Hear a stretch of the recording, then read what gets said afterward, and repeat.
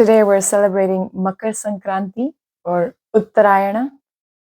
Sri Krishna describes this very auspicious day in the Bhagavad Gita as being the 6-month period where the sun has now entered the Makar Rashi, or the zodiac sign of Capricorn, and now moves northward, Uttara Ayana.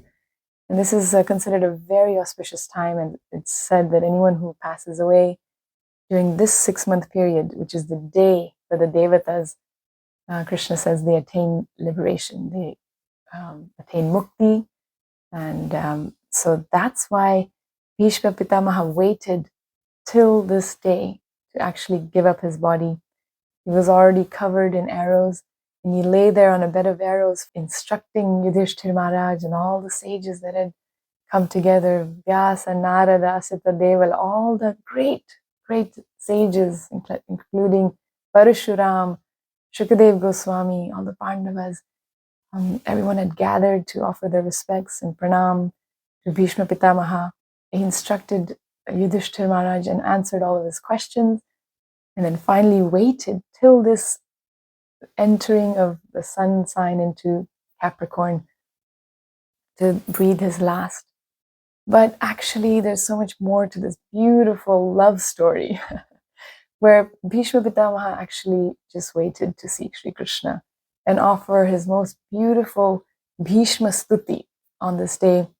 After the sun enters, starts moving northward, Bhishma Pitamaha finally stops speaking about dharma, and he starts glorifying Sri Krishna and offering his prayers to Sri Krishna. Bhishma Pitamaha is a pure devotee of Sri Krishna. He has so much love for Krishna. He's a Param Bhakta, and everything he does is in connection with his love and devotion for Krishna. So we can see that even on the battlefield, he was holding back the whole time, and Duryodhan could tell.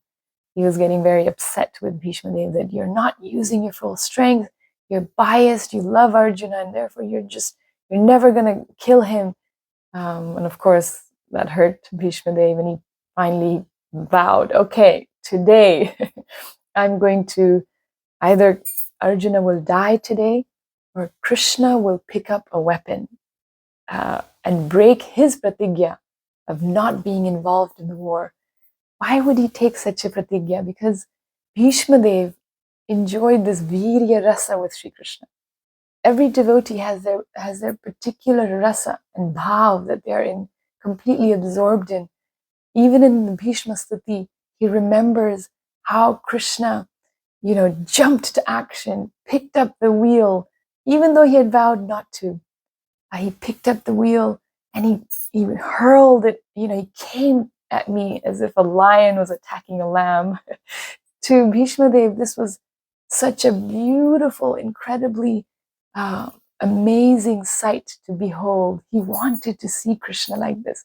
He wanted to see Krishna defend his devotee, because after Bhishma Dev had taken that pratigya, he let loose. He attacked Arjuna so heavily that Arjuna struggled to keep up. And and Krishna looked over at Arjuna, and Arjuna started sweating as well. And Krishna realized, okay, this is it.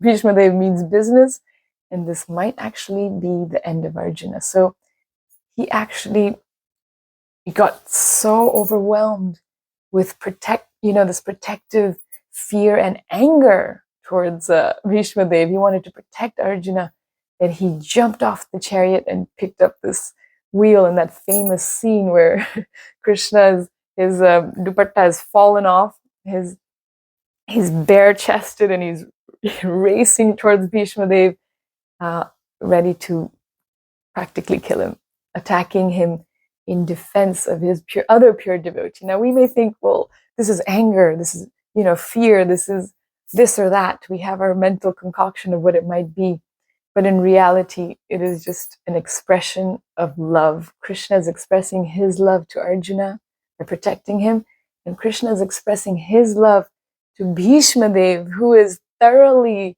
waiting for this moment to see Krishna in this virya rasa and experience this chivalry that Krishna has towards his devotees.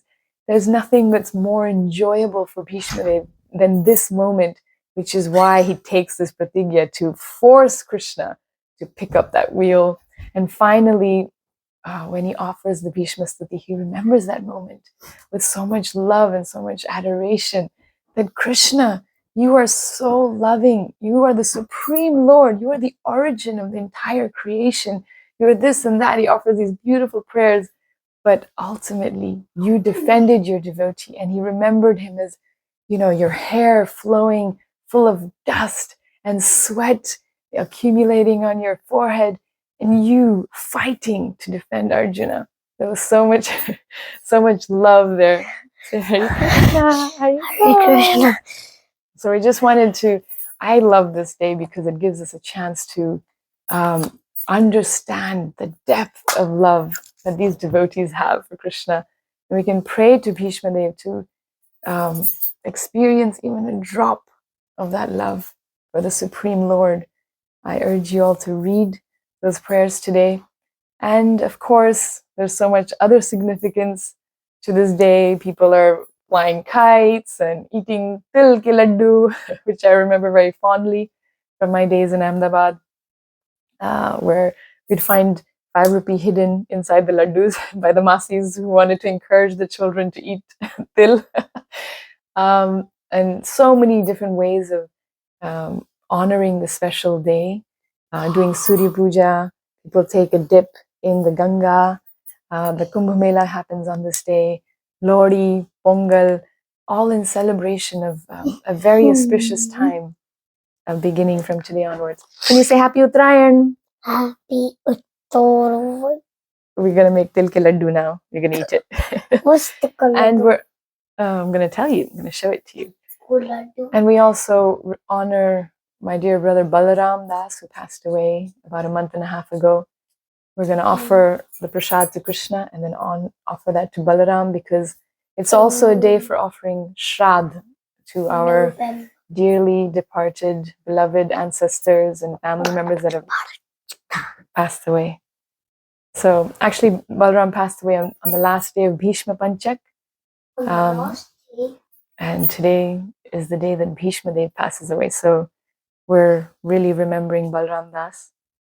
But it's beautiful how many amazing tools we have in our Sanatani Dharma on how to connect with people that have passed on in a way that's not available in any other philosophy, in any other culture. Really? It doesn't end. The end of the body is simply the beginning of the next phase of our journey. And we know that to be so true, so deeply in our hearts, that Balaram is always accessible to me. When I pray for him, when I honor him with the Shrad Patra. Yeah, okay. Super grateful. This is a day we can share with our children and encourage them to understand the significance of these incredible festivals. How did we know the path and trajectory of the minute movements to the hour, to the moment, to the minute of how the sun moves, how the moon moves, how all the different nakshatras move thousands of years ago, before any of the scientific tools were available? Say Hare Krishna, say Happy Makar Sankranti. Happy Mishitaki. Happy Uttarayan. Happy Nanan. Jai Bhishma Deva ki. Jai. Jai Shri Krishna Balaram ki. Jai. Hare Krishna.